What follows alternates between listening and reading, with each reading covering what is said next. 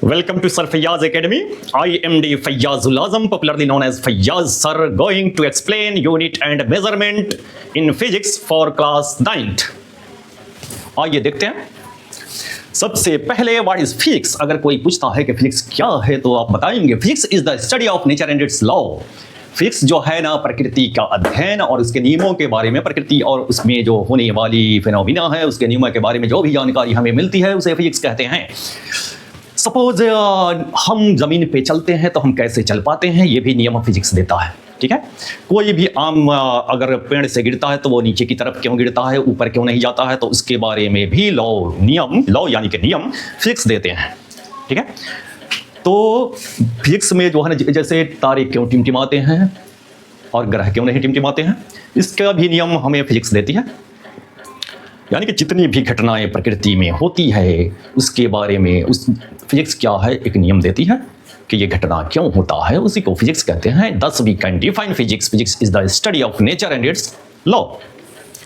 The next step is measurement. Measurement is the determination of size or magnitude of something, or the comparison of unknown quantity with some standard quantity of the same kind.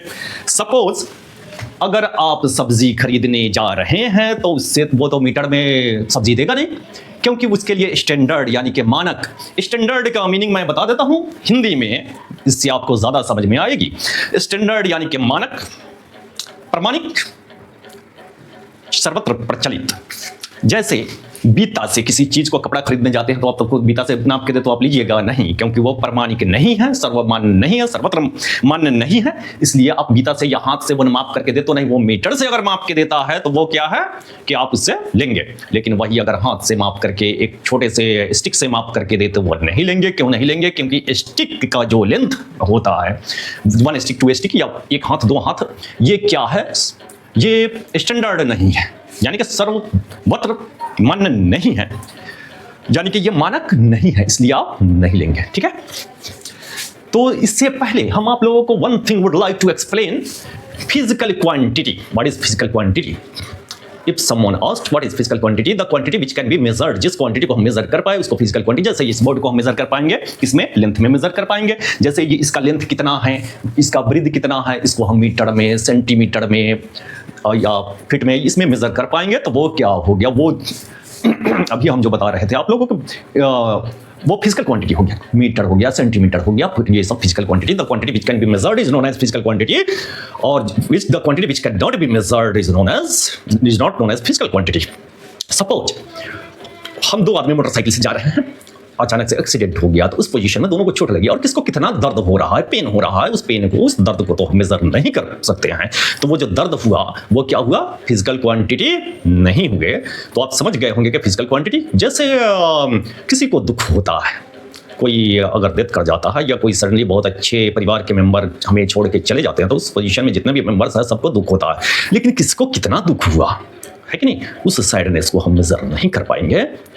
तो उस position में sadness हो गया, log हो गया, ये सब physical quantity नहीं है। तो आप समझ गए होंगे फिजिकल क्वांटिटी किसको कहते हैं। तो जब भी मेजरमेंट किया जाता है वो फिजिकल क्वांटिटी का किया जाता है जिसको हम मेजरमेंट कर सकते हैं।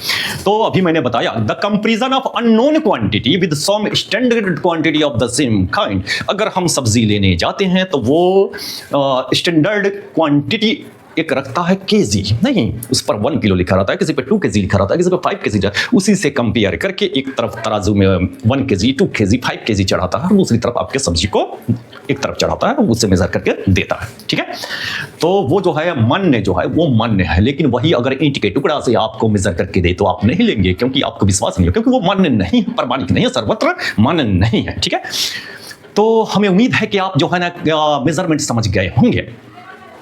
अब आता है यूनिट। यूनिट किसको कहते हैं?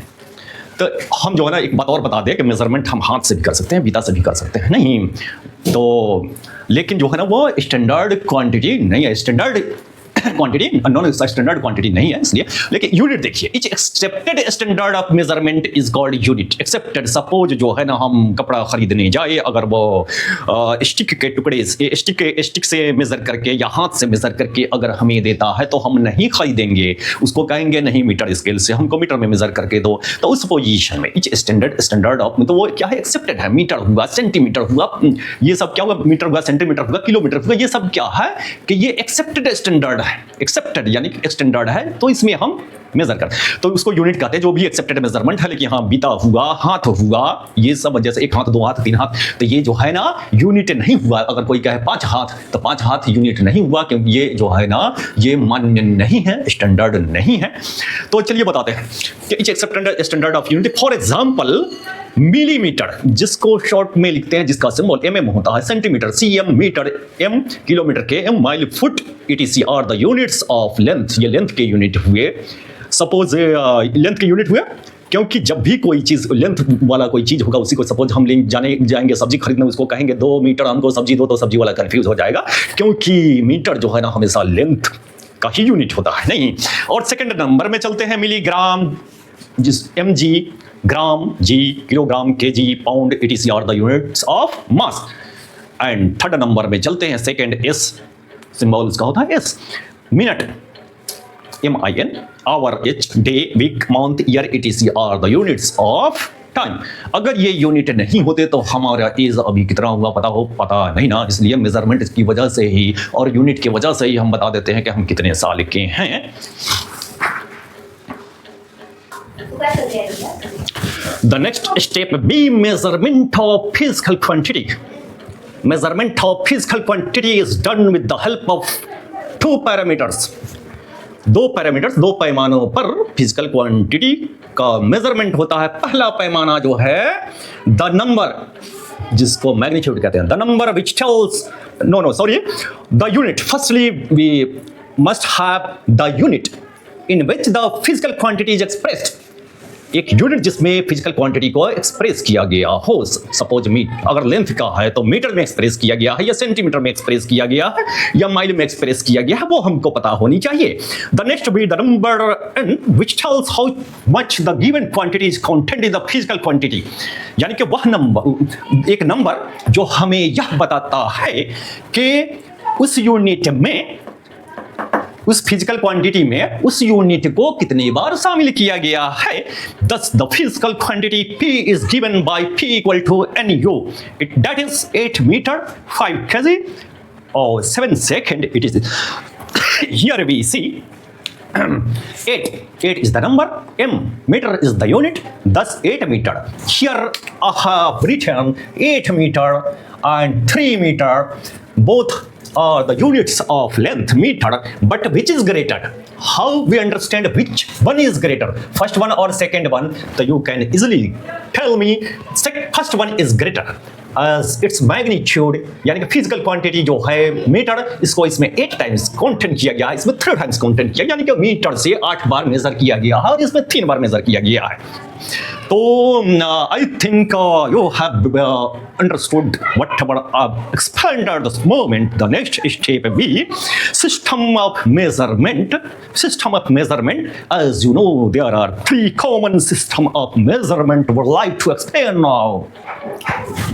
Now let's start understanding the system of measurement. First, MKS system or SI unit. MKS system और SI unit. Second be CGS system and third be FPS system और imperial system. इस नाम से ही आपको पता चल जा रहा है।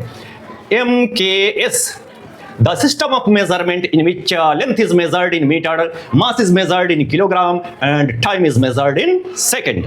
उसी तरह CGS system नाम से भी पता चल जा रहा है कि इसमें लेंथ से C से क्या होगा, सेंटीमीटर नहीं। in which the system of measurement in which length is measured in centimeter, mass is measured in gram and time is measured in second. And third be FPS system, also known as imperial system, the system of measurement in which length is measured in feet and mass is measured in pound and time is measured in second. The next step be the types of unit, the most important topic be the types of unit. there are two types of unit. Types of units. The first is fundamental unit or base unit, and second is derived unit. अब fundamental unit या base unit किसको कहते हैं? The unit which is independent from each other and from which every other units are generated, यानी कि जिससे और तरह के जितना भी ये जो इंडिपेंडेंट होता है, ठीक है, ये दूसरे पे डिपेंड नहीं करता है कि नहीं? The unit which is independent from each other, एक दूसरे से इंडिपेंडेंट होता है और किसी दूसरे यूनिट पे ये निर्भर नहीं करता, डिपेंड नहीं करता है. There are 7 fundamental or base unit. You must remember there are 7 fundamental or base unit. Here I have written physical quantity, name of unit, symbol. I have made a table. Physical quantity, length.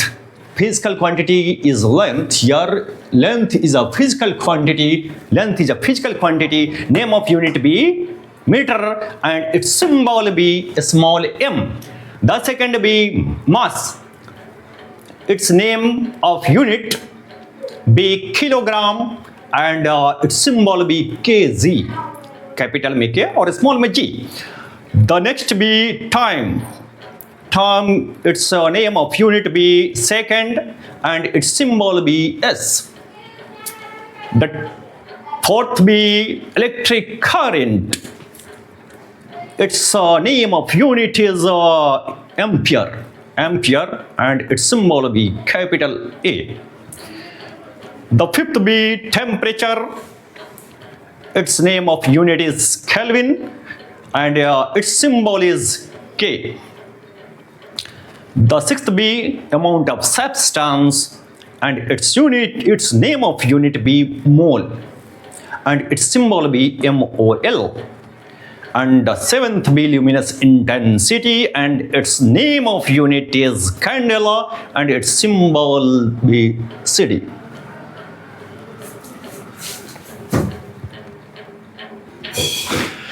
Now I will explain derived unit. The unit which contains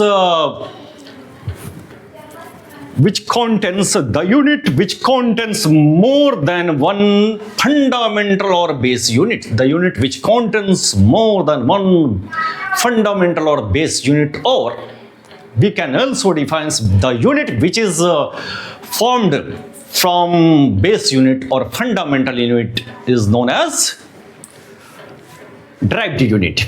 यानी कि derived unit कहते हैं जिसमें एक से ज्यादा fundamental unit होते हैं, फंडामेंटल यूनिट कंटेन करते हैं, या हम कह सकते हैं कि जो यूनिट फंडामेंटल यूनिट या बेस यूनिट से बनते हैं उन्हें ही उसे क्या कहते हैं? ड्राइव्ड यूनिट कहते हैं. एग्जाम्पल मैंने लिख दिया है, area equal to base length into breadth. तो यहाँ लेंथ को हम एसआई यूनिट, लेंथ का एसआई यूनिट क्या हुआ? एम हुआ. ब्रेथ का भी एसआई यूनिट एम हुआ, यानी कि मीटर हुआ. 2 मीटर है, एम और एम में मल्टीप्लाई किया तो मीटर का स्क्वायर आ गया. तो ये मीटर का स्क्वायर एरिया का, इसमें क्या है? 2 मीटर का स्क्वायर है कि नहीं? मीटर 2 टाइम्स काउंटेड किया गया है. thus we can say the SI unit of area is square meter. The SI unit of area is square meter. The second example is volume. Volume equal to length to breadth to height. Length का भी SI unit metre, breadth का भी unit metre, और इस तरह हम 3 metre को आपस में मल्टीप्लाई करेंगे तो मीटर का क्यूब आ जाएगा. तो यहाँ मीटर का क्यूब, जिसको क्यूबिक मीटर भी कहते हैं, वो जो है ना वॉल्यूम का यूनिट हो गया. Thus the SI unit of volume is the SI unit of volume is cubic metre. And density as ना, density equal to mass by volume. तो मास का हमने एसआई यूनिट क्या जानना है? मास का एसआई यूनिट जानते हैं कि केजी होता है. बाई है तो बाई लिखे नीचे, वॉल्यूम का मीटर का क्यूब अभी देखे हैं इस तरह ये ऊपर जाएगा तो इसको लिखते हैं किलोग्राम पर मीटर क्यूब. इसको जो है ना 10 we can say the SI unit of density is kilogram per cubic metre. Kilogram per cubic metre. And the fourth example is speed equal to होता है distance travelled by time taken. तो यहाँ distance जो है उसका unit जो होते हैं सही एम हुआ, नीचे एस हुआ, ये इस तरह इसको हम पढ़ सकते हैं metre per second. Thus the S I unit of speed is metre per second. I think whatever I've explained today, you have already understood. And the next class be tomorrow, and the topic will be motion for class 9 CBSE.